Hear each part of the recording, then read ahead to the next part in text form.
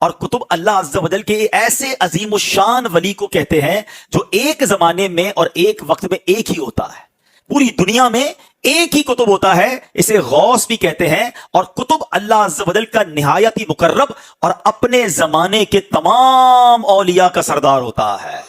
غوث اعظم کی شان تو یہ ہے کہ علماء کہتے ہیں اگر آج بھی کسی کو ولایت ملتی ہے نا تو وہ غوث اعظم کے در سے ملتی ہے، آج بھی یہ فیضان وہاں سے جاری ہوتا ہے۔ بغداد شریف میں آپ ممبر پر وعظ فرماتے ہوئے آپ نے یہ اعلان فرمایا تھا، قدمی ہذہ علی رقبۃ کل ولی اللہ، میرا یہ قدم تمام اولیاء اللہ کی گردنوں پر ہے۔ سب سے پہلے حضرت علی بن حیتی رحمۃ اللہ علیہ سب سے پہلے خلیفہ بھی ہیں غوث پاک کے، یہی سب سے پہلے آگے بڑھے اور قدم مبارک تھام کر اپنی گردن پہ لیا تھا۔ پھر یہ دیگر اولیاء کرام نے بھی باری باری ایسا کیا۔ ان دنوں حضرت خواجہ غریب نواز معین الدین چشتی اجمیری رحمۃ اللہ علیہ خراسان کی پہاڑیوں میں عبادت فرماتے تھے، یہ بھی بیان سنتے تھے غوث پاک کا۔ انہوں نے یہ سن کر غوث پاک کے جناب میں عرض کیا، بل عینی وعلی رأسی، کہ آپ کا مبارک قدم میری گردن ہی پر کیوں بلکہ میری آنکھوں پر، میرے سر پر۔ اولیاء اگر پھلدار شاخیں ہوتی ہے تو جو شاخ پھلدار ہوتی ہے وہ جھکی رہتی ہے، جن میں پھل نہیں ہے تو اکڑتی ہے۔ ایسا بھی ہوا ہے، ایک دکان نے اس کا انکار کیا تو ان کی ولایت نے سلب ہو گئی، چھین لی گئی۔ اس طرح کے ان کے اور بھی نہیں پہلے سے پیشن گوئیاں تھیں کہ یہ برسر ممبر اس طرح ممبر پر کھڑے ہو کر اعلان کریں گے بغداد میں اولیاء کرام کے شہنشاہ بادشاہ سلطان الاولیاء۔ اچھا، غوث پاک کا بیان ریلے بھی ہوتا تھا، نہ اس وقت کوئی چینل کی ٹیکنالوجی تھی، نہ کوئی ٹیلی فون کے ذریعے کوئی ریلے کا سسٹم ہوتا تھا، لیکن روحانی سسٹم کے ذریعے غوث پاک کا بیان ریلے ہوتا تھا۔ اولیاء کرام اپنی خانقاہوں میں بیٹھ کر مریدوں کے ساتھ سنتے، تو کہیں پہاڑ میں غار میں عبادت کر رہے ہیں تو وہاں سنتے، پھر ولیات بھی سنتی تھی۔ 70,000 70,000 کا لکھا ہے، اتنے بڑا اجتماع ہوتا تھا، اور مائک سسٹم بھی نہیں ہوتا تھا ان دنوں، لاؤڈ اسپیکر نہیں ہوتا تھا، لیکن جو سامنے بیٹھا ہے صاف آواز سن رہا ہے، وہی سب سے آخر میں بیٹھا ہوا بھی صاف آواز سن لیتا تھا۔ یہ بھی میرے مرشد کی کرامت۔ پیارے غوث پاک تو جیسے دنیا میں تشریف لائے، زبان پر اللہ جاری تھا۔ وہ رمضان کی چاند رات تھی، جب دن آیا تو ماں کا دودھ نہیں پیا، سارا دن نہیں پیا، جیسے سورج ڈوبا دودھ پی لیا، دوسرے دن بھی ایسے ہی کیا۔ یہ مشہور ہو گئی بات کہ سیدوں کے گھرانے میں ایک بچہ پیدا ہوا ہے کہ جو رمضان شریف کے دن میں دودھ نہیں پیتا، روزہ رکھتا ہے، 80 دن تک آپ کا بھوکا رہ کر عبادتیں کرنا ثابت ہے۔ یہ کرامت تھی آپ کی، 80 دن کوئی انسان نہ کھائے پیے زندہ نہیں رہ سکتا۔ غوث پاک اس وقت تک نہیں کھاتے تھے جب تک ان کا رب انہیں حکم نہ دیتا تھا۔ حضور غوث الثقلین رحمۃ اللہ علیہ 15 سال تک رات بھر میں ایک قرآن کریم ختم کرتے رہے۔ غوث پاک رحمۃ اللہ علیہ ہر روز ڈیلی 1000 رکعت نفل ادا فرماتے تھے۔ اللہ پاک نے غوث پاک کی محبت ہمارے دل میں ڈالی ہے، اے مولا ایک لمحے کے لیے بھی غوث پاک کی محبت ہمارے دل سے نہ نکلے۔ جو جس کے ساتھ محبت رکھتا ہے وہ اسی کے ساتھ اٹھے گا۔ ہم انشاءاللہ غوث پاک کے ساتھ ان کے اٹھیں گے، ان کے قدموں میں ہوں گے۔ میرا یہ قدم تمام اولیاء کی گردن پر ہے، تمام اولیاء کی اونچی۔ ایک معنی تو یہ کہ صحابہ کے بعد جو ہے ان کو اولیاء کہا جاتا ہے، وہ مراد ہیں، کچھ یہ تفسیر کرتے ہیں، مگر غوث پاک فرماتے ہیں کل ولی اللہ، تو میں تو سارے ولیوں کو مانتا ہوں۔ تو اب میں نے اس پہ آپ کو بتایا ہوا ہے، میں نے اس کو سمجھا کیسے تھا اس ارشاد کو، وہ بھی مہربانی ہوئی تھی۔ سارے ولیوں کے گردن پر غوث پاک کا قدم ہے، بڑوں نے شفقت سے اٹھایا ہوا ہے، چھوٹوں نے تعظیم سے اٹھایا ہوا ہے۔ میں نے کئی دفعہ عرض کیا کہ آپ دیکھیں شیخ عبد القادر جیلانی رحمہ اللہ کی طرف کتنا بڑا جھوٹ منسوب کیا گیا، وہ قصیدہ غوثیہ ایک، جس کے اندر لکھا ہے تمام اولیاء کی گردن پہ میرا پاؤں ہے۔ سر یہ جو جملہ ہے نا کہ تمام اولیاء کی گردن پہ میرا پاؤں ہے، یہ کوئی مسلمان نہیں بول سکتا، ولی تو چھوڑ دیں، یہ شیخ عبد القادر جیلانی پہ جھوٹ باندھا گیا، انہوں نے نہیں کہا یہ قصیدہ غوثیہ ہے ہی جھوٹ ہے، انہوں نے نہیں لکھا۔ اللہ کا نیک بندہ تو ہر وقت ڈرتا رہتا ہے، وہ یہ فرعونی الفاظ یہ تو فرعون بولے گا کہ میرا لوگوں کے گردن پہ پاؤں ہے۔ کیا حضرت ابوبکر صدیق نے کہیں بولا ہے یہ کہ تمام صحابہ کی گردن پہ میرا پاؤں ہے؟ صحابہ کے سردار کون ہے؟ ابوبکر صدیق۔ یہ کہتے ہیں عبد القادر جیلانی اولیاء اللہ کے سردار ہیں۔ اگر وہ سردار ہیں تو اس قسم کا فرعونی جملہ بولیں گے کہ اولیاء کی گردن پہ میرا پاؤں ہے؟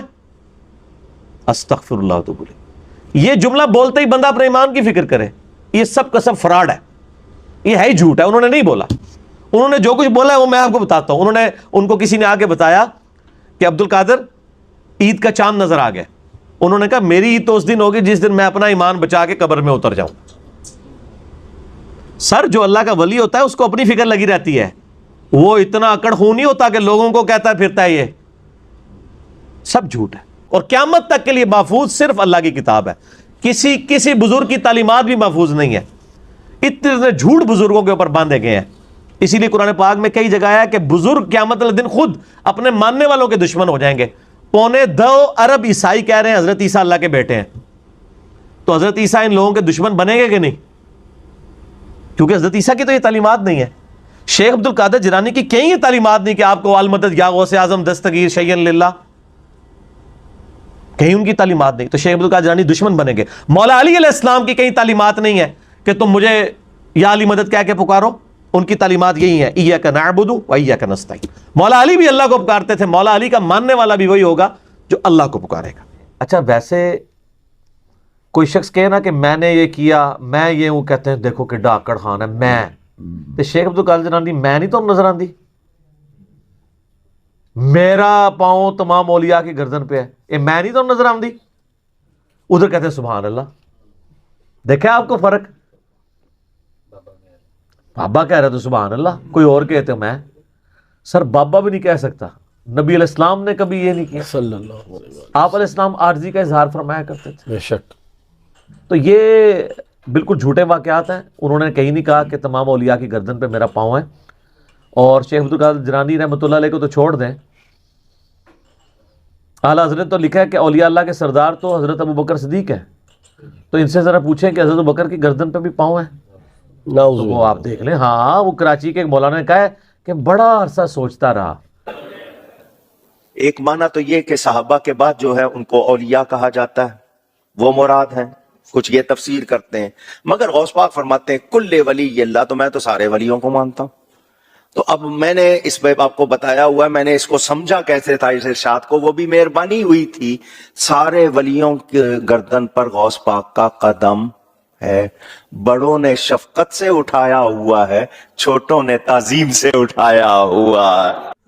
کہ اولیاء میں تو صحابہ بھی داخل ہیں, تو ان کی گردن پہ پاؤں کیسے ہے؟ تو اس کا حل مجھے مل گیا. انہوں نے کہا چھوٹے بچے کو جب یہاں پہ سوار کیا جائے نا, تو وہ کہتے ہیں شیخ عبد القادر جیلانی کا جو پاؤں ہے نا صحابہ کے اوپر, وہ اس طرح والا پاؤں ہے, اور جو باقیوں کے اوپر ہے وہ دوسرے والا ہے. تو سر میں نے ان کی تو پوری گیم ہی الٹ دی ہے کہ تذکرۃ الاولیاء میں فرید الدین عطار المتوفی 627 ہجری میں لکھا ہے, انہوں نے لکھا ہے کہ جنید بغدادی کہتے ہیں کہ بایزید کا اولیاء اللہ میں وہی مقام ہے جو جبریل کا فرشتوں میں. تو سر جنید بغدادی تو پردادا پیر ہے عبد القادر جیلانی کا. تو پردادا پیر کہہ رہا ہے. آپ پتہ ہے شیخ عبد القادر جیلانی کس سلسلے میں بیعت ہے؟ جنیدی سلسلے میں. رائٹ. قادری سلسلہ تو ان کے نام سے چلا نا, جس طرح اب الیاس قادری صاحب آئے تو اتاری سلسلہ شروع ہو گیا. لیکن اگر آپ پوچھیں کہ اتار صاحب خود کس کے ہیں تو وہ کہیں گے قادری رضوی. تو عبد القادر جیلانی تو خود جنیدی تھے, اس لیے کہ وہ جنیدی سلسلے کے. کشف المحجوب میں جو تصوف کے 12 فرقے ہیں ان میں ایک جنیدیہ بھی ہے. تو جنید بغدادی تو یہ کہہ رہے ہیں, اب ہم آپ کی مانیں شیخ عبد القادر جیلانی کی مانیں یا ان کے پردادا پیر کی مانیں؟ تو ایسی ویسے ہی کہانی ہے.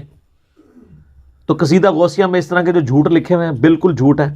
میں جنت میں نہیں جاؤں گا. سر بخاری مسلم میں حدیث ہے, میری بیٹی فاطمہ میرے مال میں سے جو مجھ سے لینا ہے لے لو, اگر اللہ نے تمہیں پکڑ لیا تو میں اللہ کے حضور تمہارے کچھ کام نہیں آؤں گا.